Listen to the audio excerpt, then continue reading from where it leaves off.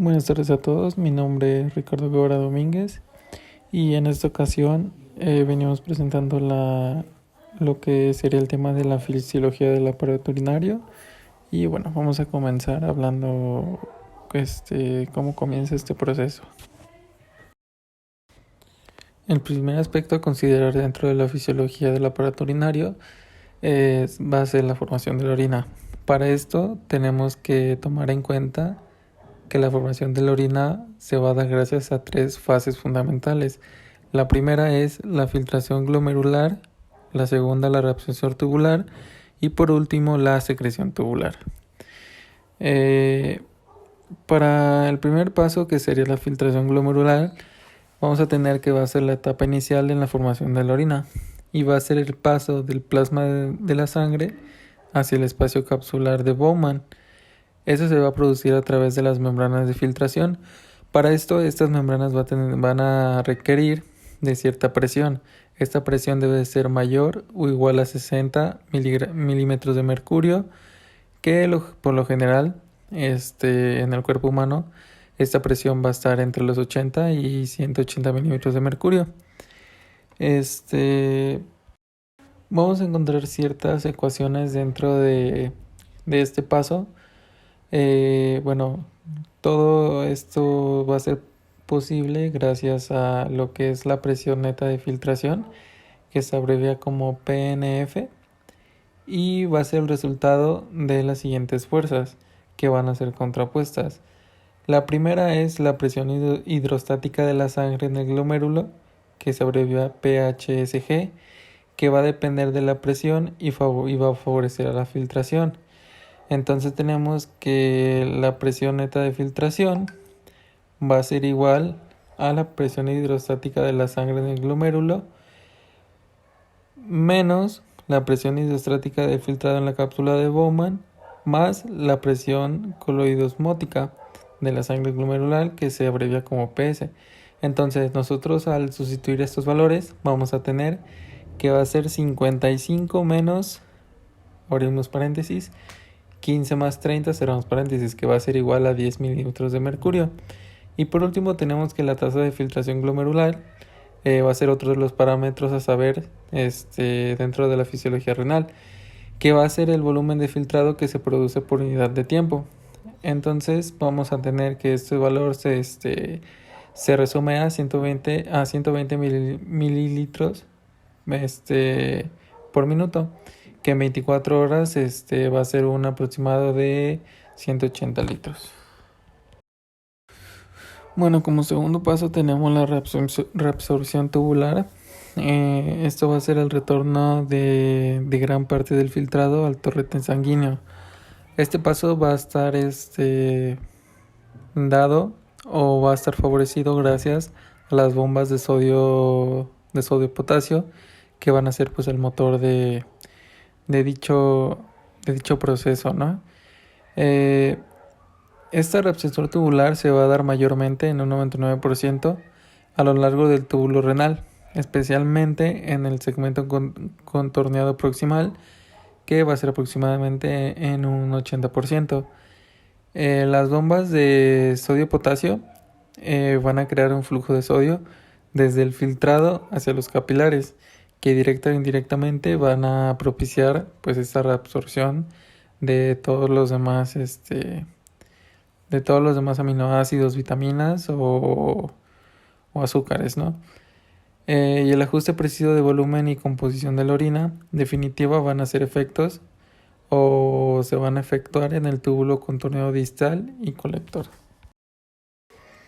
Por último paso tenemos la secreción tubular. La secreción tubular la vamos a definir como la transferencia de materiales desde la sangre de los capilares peritubulares hasta el líquido tubular. En este paso se va a regular la tasa de dichas sustancias en la sangre y bueno, como resultado vamos a tener que se van a eliminar desechos del cuerpo. Como algunos elementos a desechar van a ser el potasio, el amonio y el hidrógeno, también la creatina y algunos fármacos que pues bueno, se van a ver ya expulsados dentro de la orina, ¿no? Bueno, el agua y cloruro sódico a través de la nefrona vamos a tener que en el glomérulo renal se va a filtrar toda la sal y el agua del plasma a razón de 120 mililitros por minuto. En los 180 litros de filtrado que son producidos diariamente va a haber 1.5 kilogramos de sal, del que solo 1% va a ser excretado. Y bueno, en el túbulo contorno proximal se va a reabsorber el 75% de sodio para por transporte activo de bombas de sodio-potasio, como ya les había dicho en la diapositiva anterior, o también por la ATPasa de sodio-potasio. Y como puntos a considerar vamos a tener que la porción descendente de la asa de Henle apenas va a suceder el transporte activo de sodio y consecuentemente tampoco va a suceder el de cloro. En cambio sus paredes van a ser muy permeables al agua. La porción ascendente de la asa de Henle va a tener una activa reabsorción de sodio y gran impermeabilidad de agua. Van a ser totalmente distintas. Y en el túbulo contorno distal solo va a suceder la reabsorción de sodio en presencia de la aldosterona. Vamos a tener el potasio, calcio, urea e hidrogeniones a través de la nefrona. Vamos a comenzar con el potasio. El potasio va a ser totalmente absorbido en el túbulo contorneado proximal y va a aparecer en la orina únicamente por el efecto de la aldosterona. Vamos a ver que también al haber un exceso de potasio o un déficit de sodio en la sangre, se va a secretar o eliminar todo esto en el segundo segmento terminal. Después tenemos el calcio. El calcio, como ya sabemos, una hipercalcemia va a aumentar la excitabilidad muscular. Entonces el calcio va a ser reabsorbido pasivamente a lo largo del túbulo renal y en el segmento contorneado distal solo se va a reabsorber en presencia del aparato hormona. Entonces, en cuanto al potasio, solamente se va a presentar por efecto de la aldosterona y el calcio únicamente en el segmento contorneado distal, solo en presencia del aparato hormona. Luego tenemos la urea. La urea va a ser el producto residual del metabolismo de los aminoácidos y va a ser secretado a lo largo del túbulo renal, a excepción del segmento contorneado proximal, y va a ser absorbido en el asa de Henle y en el conducto colector. En cuanto a los hidrogeniones, su secreción va a suceder en el túbulo contorneado proximal y en el conducto colector. Y la principal función de estos es que va a mantener el equilibrio ácido-base dentro de nuestro organismo. Continuamos con la función endocrina de los riñones, que va a producir tres sustancias o tres hormonas principales. La primera va a ser la renina. Esta va a ser una sustancia segregada por el aparato yuxtaglomerular renal. Va a participar en el sistema renina, angiostensina, aldosterona y por último va a contribuir al equilibrio osmótico del organismo. Después tenemos la eritropoyetina, que va a ser segregada por células medulares del riñón y va a actuar sobre la médula ósea, estimulando la maduración y proliferación de los glóbulos rojos. Y por último tenemos la vitamina D, que va a estimular la absorción activa del calcio a nivel intestinal y por último va a favorecer la actividad hipercalcémica y del aparato hormona. Continuamos con la micción. La micción se define como el vaciado vesical que permite la evacuación de la orina. Y bueno, nosotros al tener un volumen de orina menor a 350 mililitros, los esfínteres internos y externos van a estar contraídos, al igual que el orificio uretral, provocando que la orina no salga.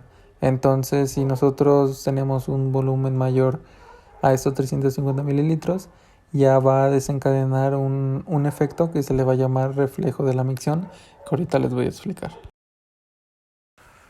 Este proceso del reflejo de la micción va a comenzar con la distensión de las paredes vesicales, que va a haber una estimulación de los presorreceptores, que a su vez van a producir que las fibras nerviosas alcancen el centro medular de la micción. Esto a su vez va a producir que las fibras parasimpáticas lleven una señal hacia la vejiga. Una vez que esta vejiga recibe la señal, se va a contraer el músculo detrusor y va a haber una relajación del esfínter.